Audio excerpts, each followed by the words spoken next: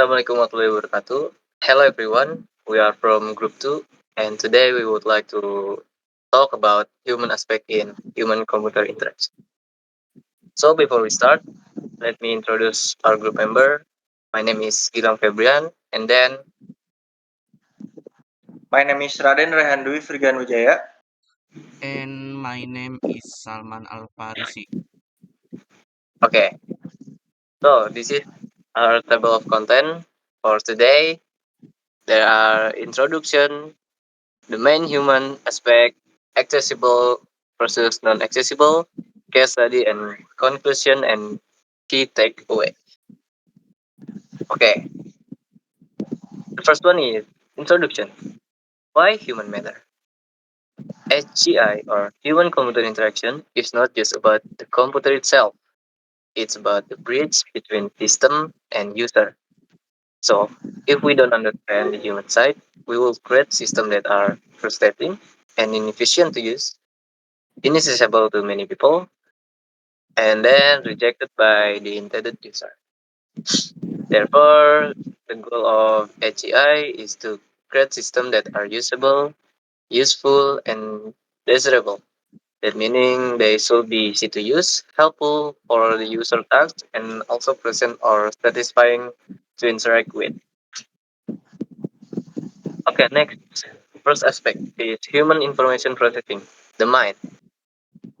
First one is perception. Perception is how we see, we hear, and feel information. And then, for example, designer using color, contrast, and size to get attention user. And then memory. Memory has two types. The first one is short-term memory and then long-term memory. For the first, for the short-term memory, which has a limited capacity, so we shouldn't overload user with too much information at once. For the long-term memory, which work better with recognition rather than recall. For instance, using icon or consistent layout help users recognize command easily instead of memorizing them. So understanding how the human mind processing information help us design interfaces that are more intuitive and user friendly.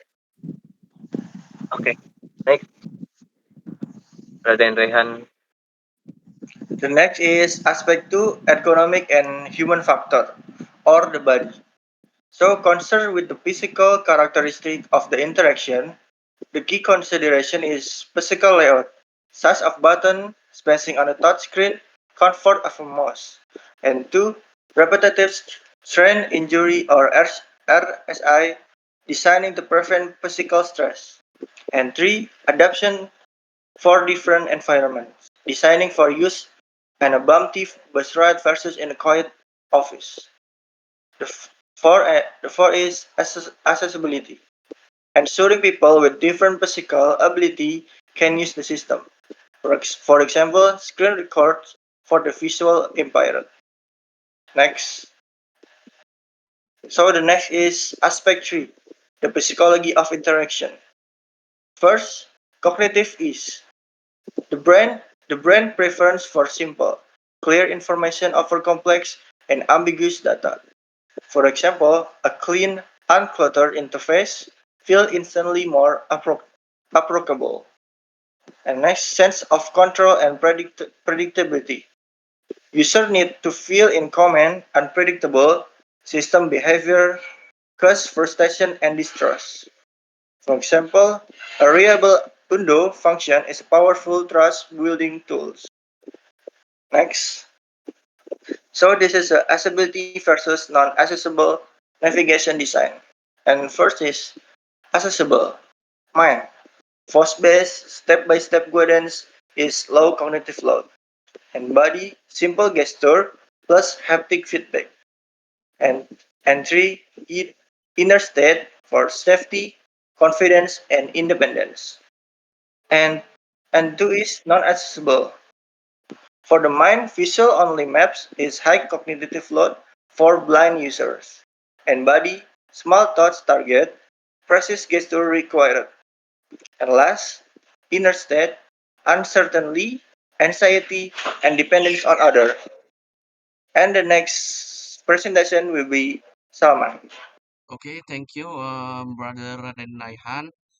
And I want to presentation this slide.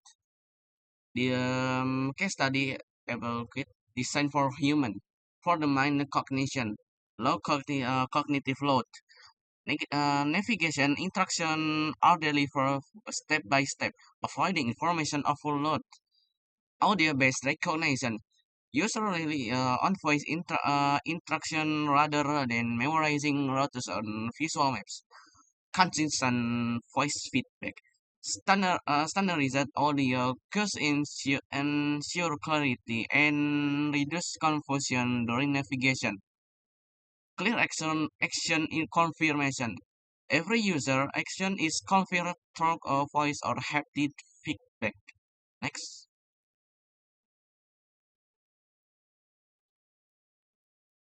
For the inner state, psychology, sense of safety, real-time voice guidance, and haptic alerts enhance user safety during navigation. User control and trust.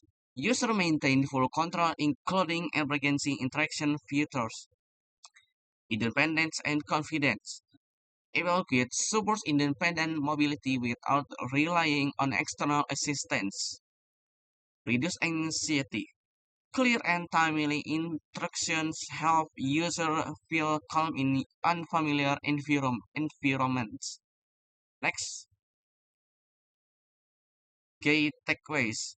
Successful HECI require a deep understanding of human aspects. We must design for the whole person, their mind cognitive abilities, their body physical capabilities, and their heart emotional responses. Ignoring any one of these aspects can lead to product failure.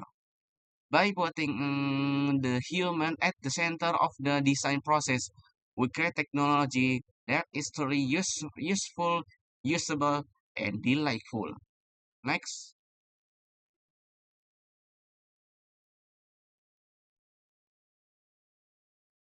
Okay, thank you.